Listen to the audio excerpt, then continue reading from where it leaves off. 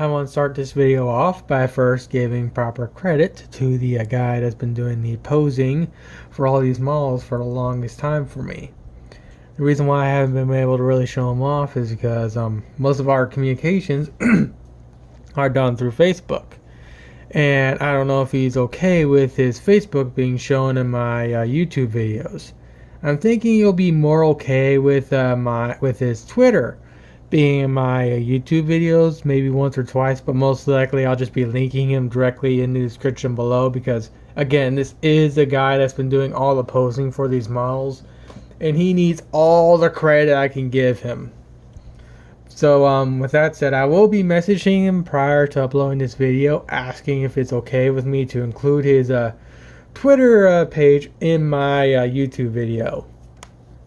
With that said, I'll also state one more thing. Prior to me starting this video, I actually never looked him up on Twitter until just now.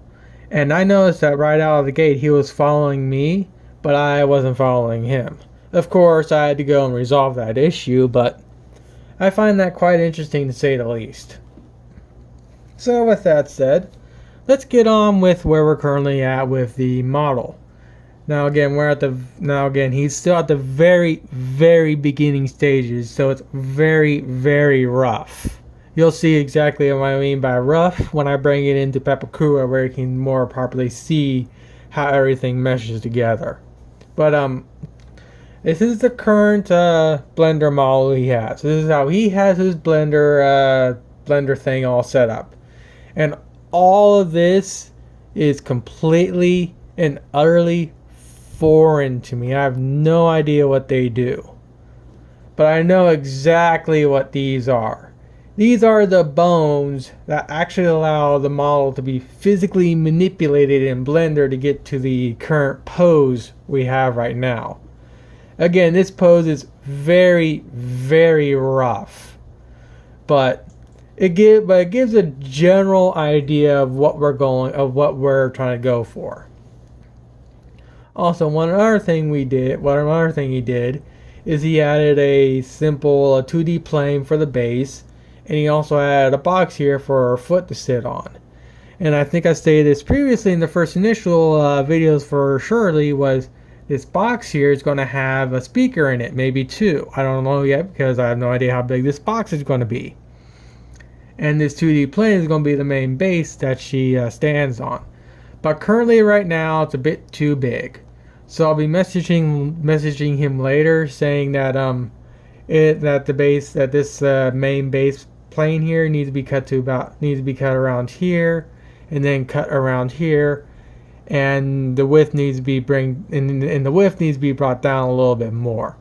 That is because what I'm planning on doing is I'm planning to have RC components on this thing, and I also want to take this thing to conventions.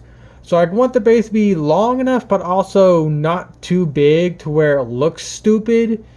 But I don't want the base to look stupid and be too big and bulky to lug around my anime conventions. Granted, again, as I say, it's going to have RC components on it, and I'll go give you a rough idea of that in a little bit. But again, this also allows me to get to see how everything's going and add my ideas and whatnot to the model. So again, like I said, I'm going to have him cut the main plane about here, and make it a little less wide. But yeah, this is pretty much all I know about Blender. If you're wondering, I know how to move the camera, and I knew how to move the model, and maybe even mess around with stuff like this. I was able to get the textures to show initially, but I can't do that anymore, so I don't know what to do about that. Again, as I stated, my Blender skills are atrocious.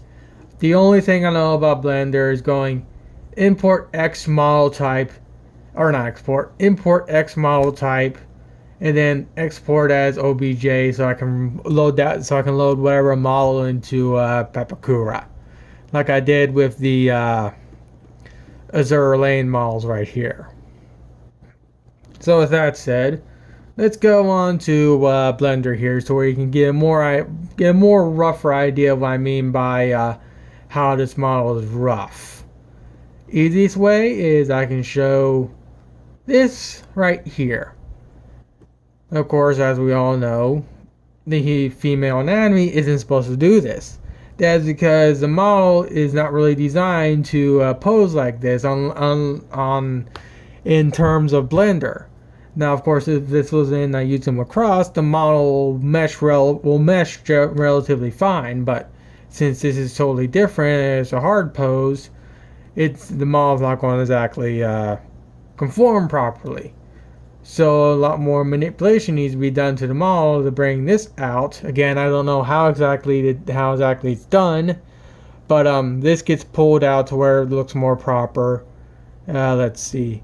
The legs themselves are not exactly correct. You can tell, well, you really can't, but the legs are a little bit flat here. They're a little bit flat here. They're not exactly proper.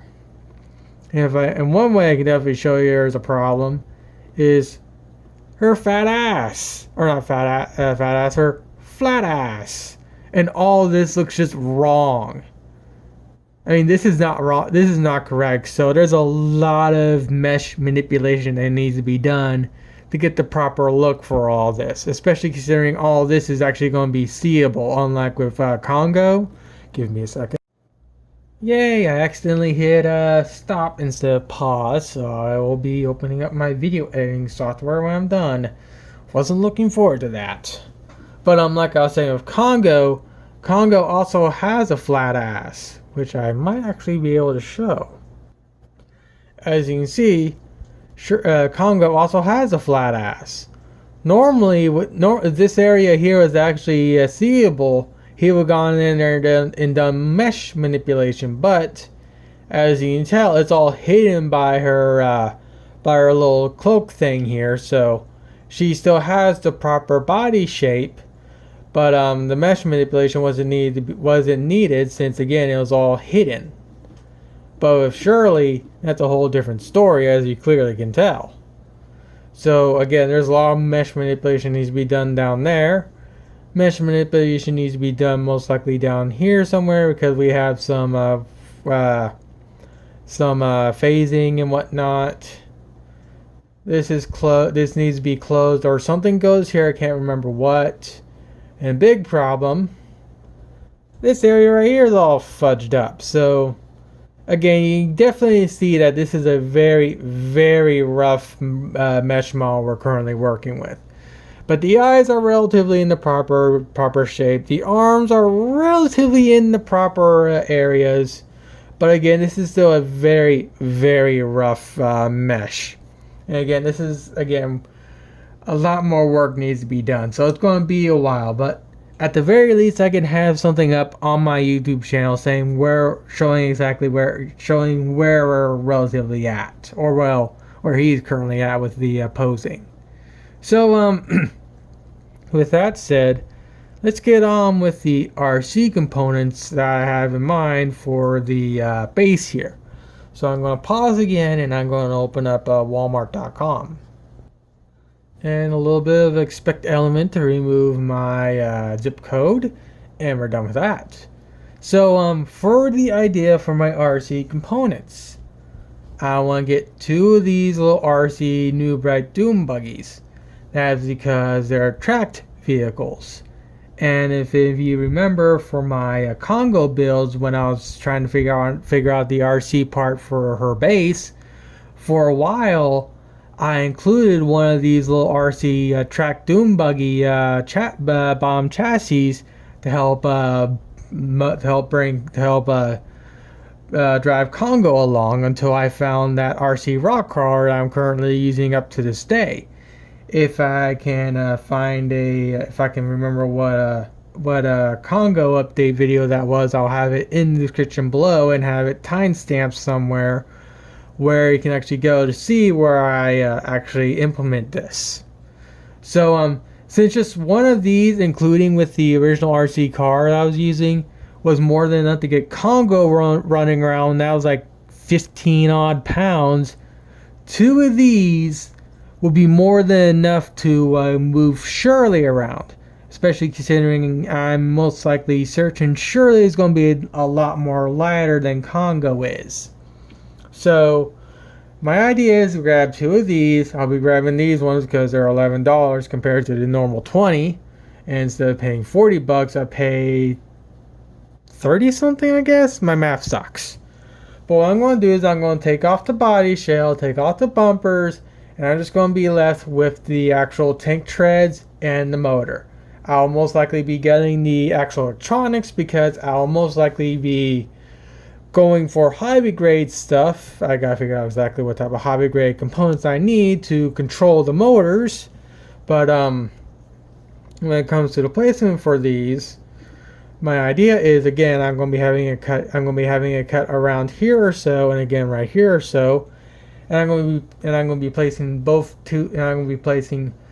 tank treads, one here, one here, and then what I'm going to do is right here in the front, I'll be having 2 caster wheels.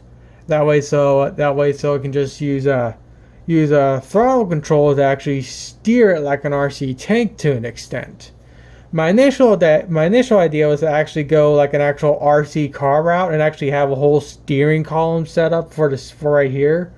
But I'm thinking with the 2 tank treads, those should be more than powerful enough to actually steer the whole thing around. Especially considering, again, the front are just going to be 2 caster wheels. Now when it comes to actually reinforcing the base, so it can actually support the weight of Shirley and actually not collapse under its own weight and whatnot. I know exactly what I'm going to be doing. I'm going to be building a bunch of box spars. I'm going to be kind of going in the route of flight tests when it comes to how they reinforce their RC airplane wings. But I'm going to be doing it on a different scale because I need to be able to actually support quite a bit more weight compared to a simple foam board plane flying at 15, 20 miles per hour, pulling like maybe 2 Gs, 3 Gs max. Those things really don't pull much Gs and whatnot, and plus it's foam. So when it comes to actually building the base structure here that Shirley's going to stand on, I'll go more in depth when it comes to it because, again, we don't have all this properly sized up and whatnot. But it gives you, but at least now I kind of give you a rough idea of what I have in my head of how I'm going to get the RC components working. Again, I'll go more in depth when we get all this situated, and most likely when we get all the Shirley situated, so I can work on it all at once and whatnot. But yeah. I'm guessing this should relatively end this video because there's not really much else I can show. Give me a second. I'll also say, oh yeah, the reason why I paused is because I want to see what his time frame was when he said he might have this up and running. Remember, I said might, or not up and running, but I have it finished. He's thinking next week. Now, I'm not going to hold him to it because he's busy with other stuff. He just takes his time when he's not busy with something else and actually posing a model for me and whatnot. So, hopefully next week, but no promises. Again, he's busy with other stuff. He's just giving me a very rough estimation of when he thinks he'll have it ready. So, with that said, sorry about this video being as long as it was and wintry as it was, but again, I want to at least show that, hey, we're finally now getting this thing situated. Now I'll soon be building Shirley.